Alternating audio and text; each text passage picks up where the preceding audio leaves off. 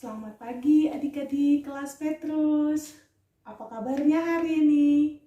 Terima kasih karena adik-adik masih mau mengikuti SBI dengan semangat. Nah adik-adik, pada pagi hari ini Kak Vivin mau membawakan cerita. Ayo, siapa yang mau mendengarkan cerita kakak hari ini? Nah, sebelum mendengarkan cerita, kita berdoa dulu yuk. Coba lipat tangannya, tutup matanya. Mari kita berdoa. Tuhan Yesus yang baik, terima kasih. Hari ini kami masih dapat berkumpul melalui virtual di SBI Yesus Sahabatku. Terima kasih Tuhan Yesus. Berkati kami mau mendengarkan cerita Alkitab. Di dalam namamu kami berdoa dan mengucap syukur. Amin. Nah adik-adik, hari ini kakak mau mengatakan siapa yang hari ini tidak batuk dan pilek? Siapa yo? Kakak tidak batuk dan juga tidak pilek. Lalu minggu lalu kita kan cerita tentang mata, ya. Sabtu lalu kita cerita tentang mata. Nah hari ini Kak Vivin mau bercerita tentang apa nih namanya? Ini namanya hidung. Coba pegang hidungnya masing-masing. Yuk. Iya, ini namanya hidung. Siapa yang punya hidung seperti kakak? Tunjuk tangannya. Ayo. Nah, Kak Vivin juga punya hidung. Adik-adik, kalau kita punya hidung, gunanya hidung untuk apa? Untuk mencium bau misalnya. Harum sekali masakan mama. Mama masak telur goreng. Mama lagi membuat susu coklat. Harum sekali mama membuat nasi goreng. Siapa yang pernah mencium mama suka masak?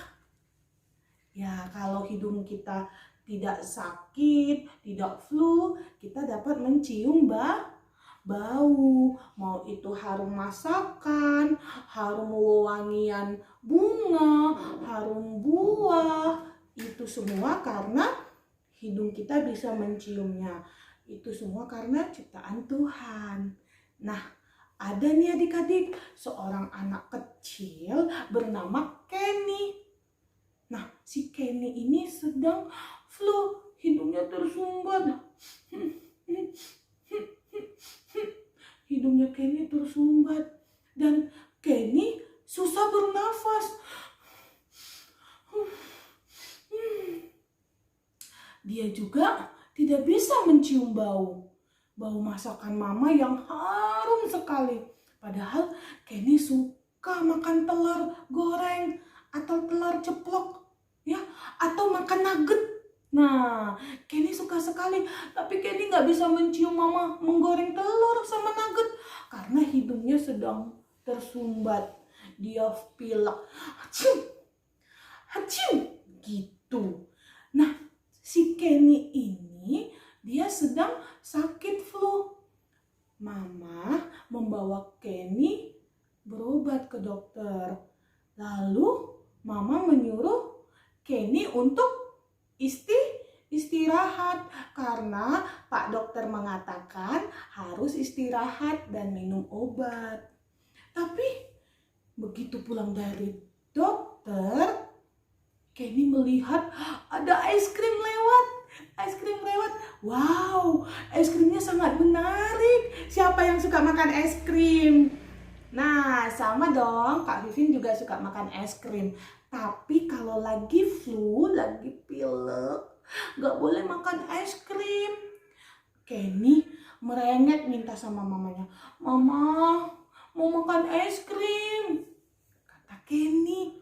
Ternyata mama tidak mengizinkan.